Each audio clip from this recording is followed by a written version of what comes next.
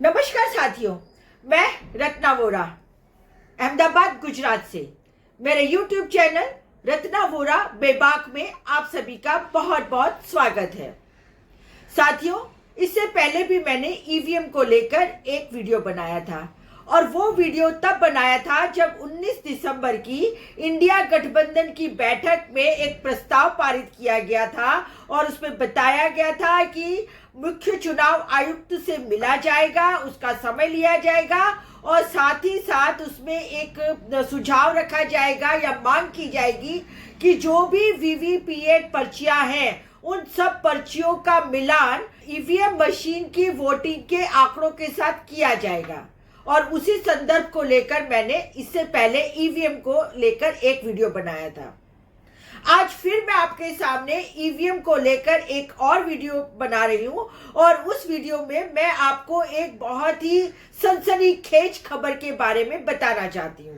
और इस सनसनीखेज बात का खुलासा किसी और ने नहीं परंतु मोदी और अमित शाह के गुजरात के एक गुजराती इंसान, एक गुजराती भाई अतुल पटेल नाम के सोशल एक्टिविस्ट, आंदोलनकारी, एक जागरूक नागरिक, कांग्रेस पार्टी के एक प्रखर प्रवक्ता ने इस बात का खुलासा किया है और ये खबर सब लोगों तक पहुंचाई है।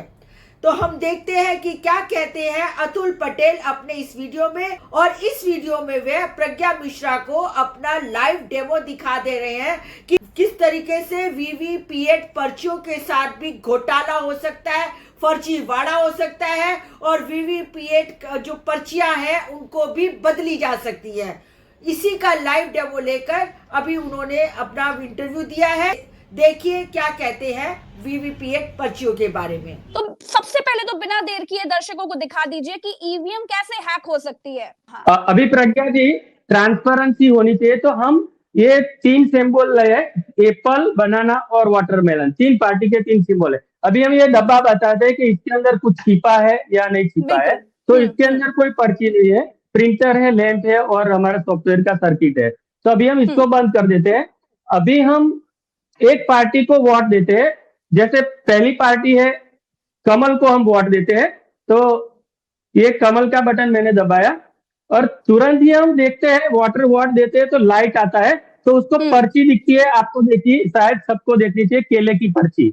ये केले की पर्ची आई, बराबर। अभी हम दूसरा वोट, उसमें 7 सेकंड का टाइम रहता है, लाइट चालू रहता है और 7 सेकंड तक दूसरा वोट जब आए तो चुनाव अधिकारी बोलते हैं, बटन दबाते, तब दूसरा वोटर आता है और फिर से हम दूसरे वोटर को बताते हैं आप वोट दीजिए। तो दूसरा वोटर आता है तो वो दूसरा वोटर भी एक केले को दबाता है कि दूसरा वोटर ने भी एक ही पार्टी को वोट दिया, मतलब 2 वोट हुए और दूसरे वोटर को भी ये केले की पर्ची दिखी। और अभी हम कोई तीसरा वोटर आएगा तो तीसरा वोटर आया कि भाई चलो दूसरी पार्टी को वोट देने वाला है, वो तीसरा वोटर हम समझो कि वाटरमेलन को, मतलब खरबूज को वोट देता है। ये खरबूज का सिंबल है।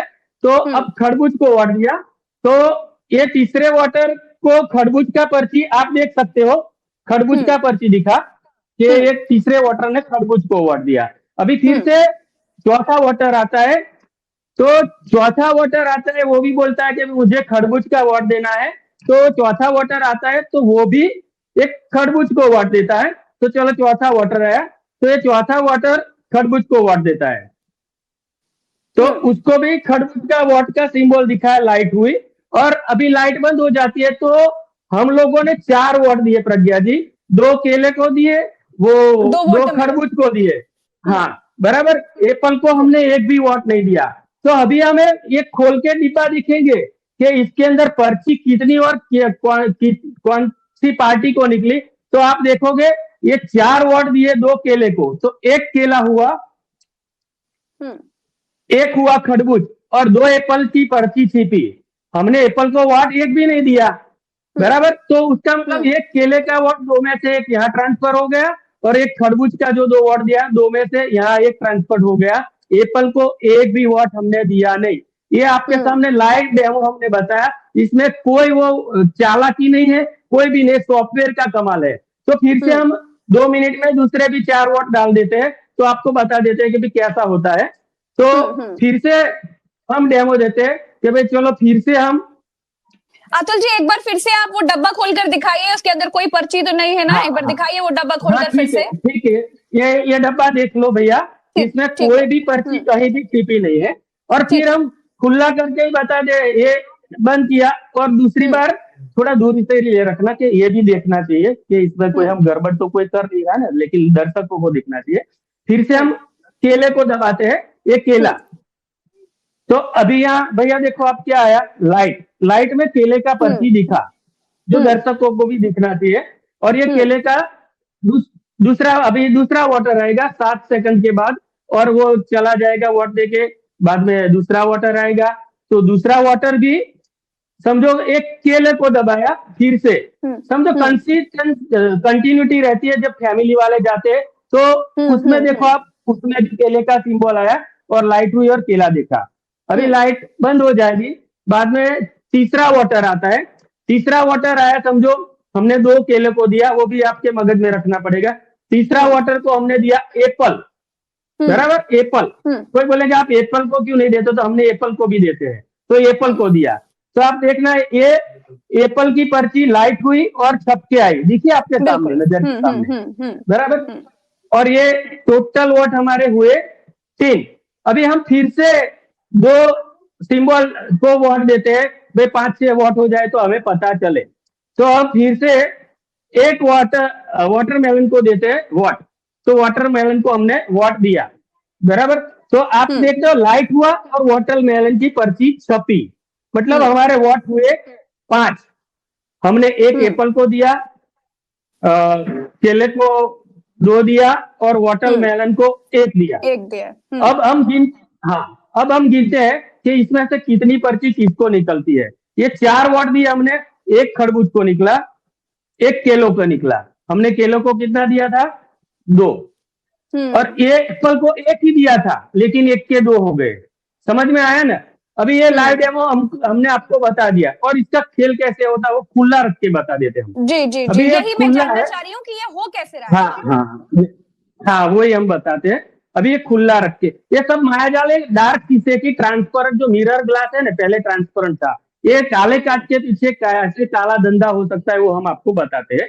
ये देखो, ये हम वोट दे रहे हैं पहला केले को।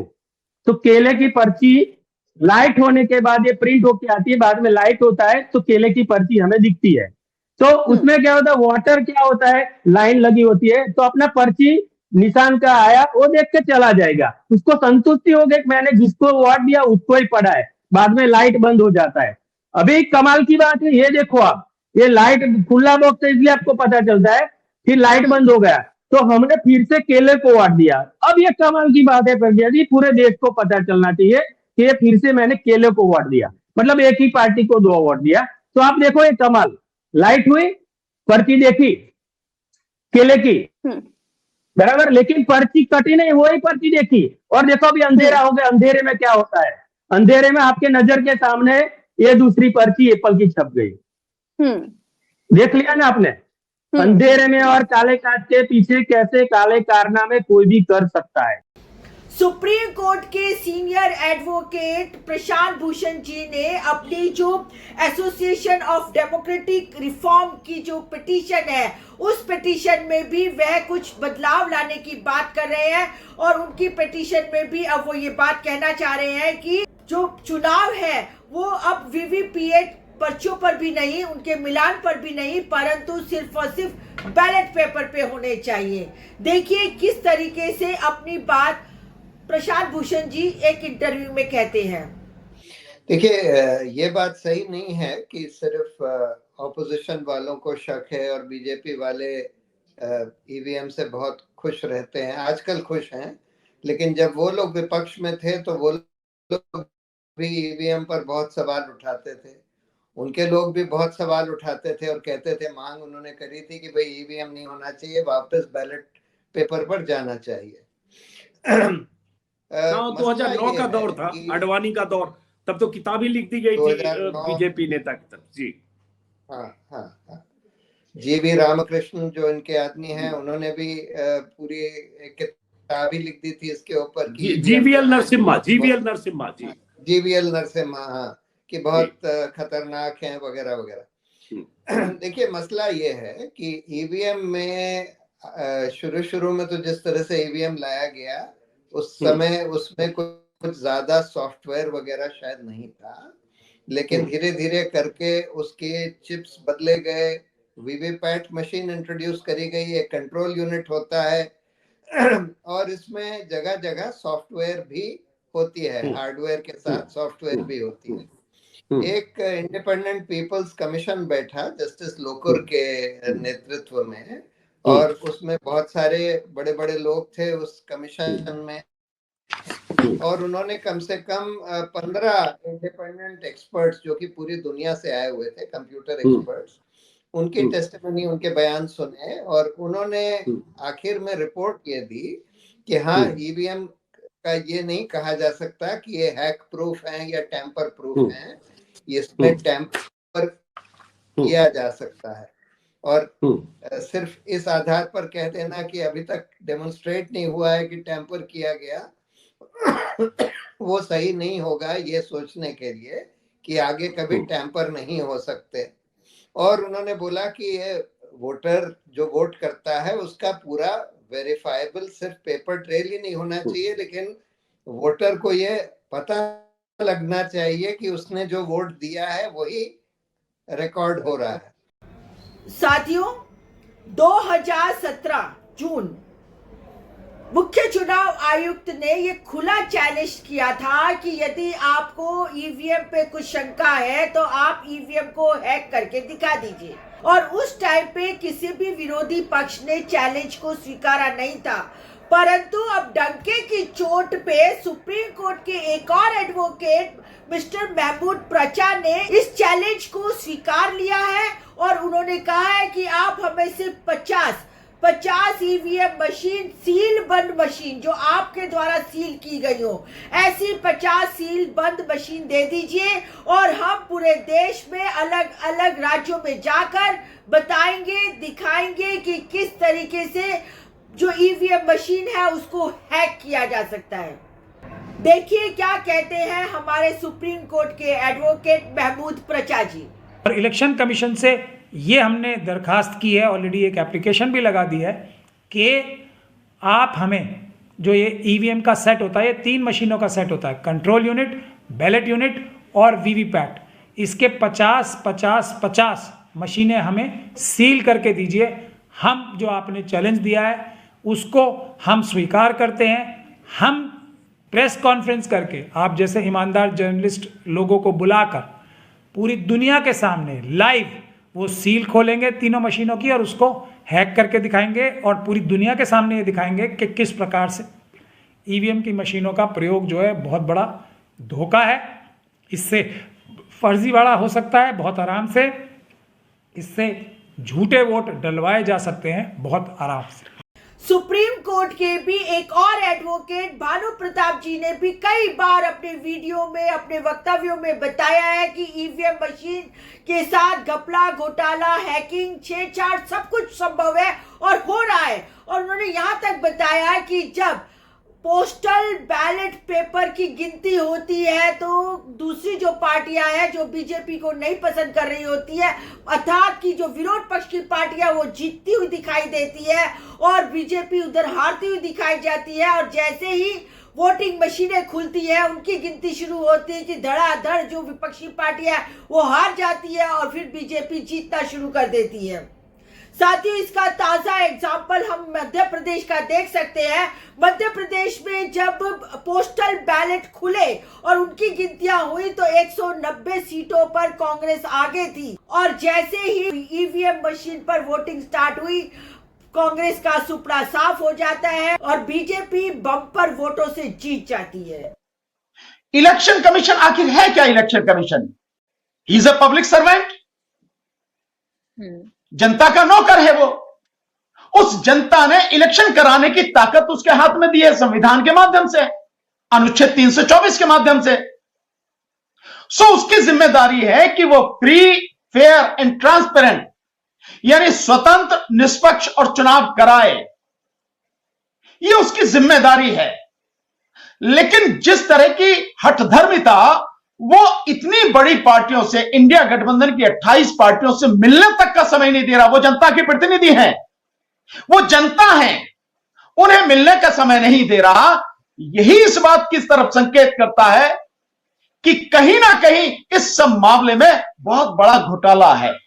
तो साथियों, देखा आपने आज दिल्ली के पटियाला हाउस से सुप्रीम कोर्ट के एडवोकेट महमूद प्रचा जी और दूसरे सुप्रीम कोर्ट के एडवोकेट भानु प्रताप जी और तमाम वो सब एडवोकेट जिन लोगों को लोकतंत्र बचाना है, जिन लोगों को भारत देश के संविधान में विश्वास है, जिन लोगों ने कहा कि ईवीएम हटाओ, लोकतंत्र बचाओ, संविधान बचाओ के नाम से आज एक रैली निकालने की, आज जो मार्च करने की तैयारी थी, उन सब एडवोकेट्स, बुद्धिजीवी, प्रोफेसर, लेक्चरर और वो सब तमाम लोग जो ईवीएम के विरुद्ध में है और जो बैलेट पेपर से चुनाव करना चाहते हैं, वो आज पटियाला हाउस पे इकट्ठे हुए और उन सब लोगों को दिल्ली पुलिस ने, दमनकारी पुलिस ने, मोदी और अमित शाह की पुलिस ने डिटेन कर लिया है। और ये इस बात का सबूत है कि जो मुख्य चुनाव आयुक्त है उसकी और मोदी दोनों की आपस में मिली भगत है।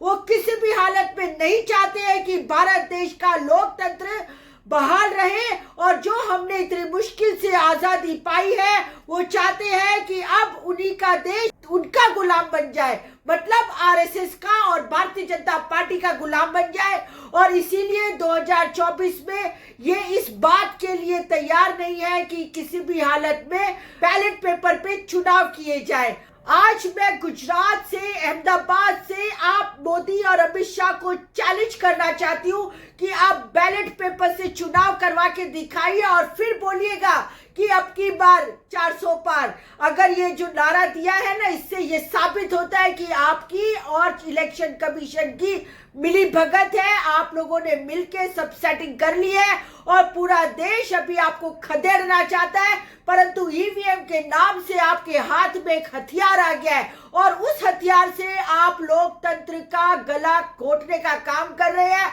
लोकतंत्र की हत्या करने का काम कर रहे हैं। और आप जो देश को इतनी मुश्किल से आजादी मिली है, 75 साल के बाद आप उस आजादी को देश के सामान्य नागरिक से छीनकर अपना खुद का गुलाम, मतलब आरएसएस का गुलाम, मनुवाद का गुलाम, फांसीवाद का गुलाम और आपके तानाशाही के तले आपका गुलाम आप बनाने की तैयारी कर रहे हैं। और आपकी ये मंशा का उजागर हो गया है। जिस तरीके से आज आपने पटियाला हाउस पे सब लोगों को अरेस्ट किया है, उससे ये साबित होता है कि आप लोकतंत्र की आवाज को दबा देना चाहते, खत्म कर देना चाहते हैं।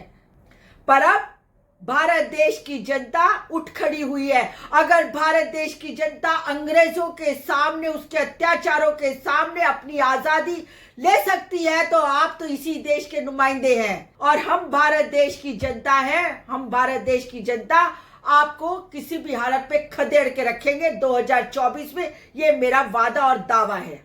साथियों, आज का मेरा वीडियो इसी बात पे मैं खत्म करती हूँ कि हमें ईवीएम हटाना है और देश बचाना है। ईवीएम हटाना है, लोकतंत्र बचाना है, ईवीएम हटाना है और संविधान बचाना है। और इसी मुहिम के साथ हम आगे बढ़ते रहेंगे, आगे चलते रहेंगे। जब तक ईवीएम नहीं हटेगा हम अपनी आवाज को हर एक प्लेटफॉर्म पर बुलंद करते रहेंगे।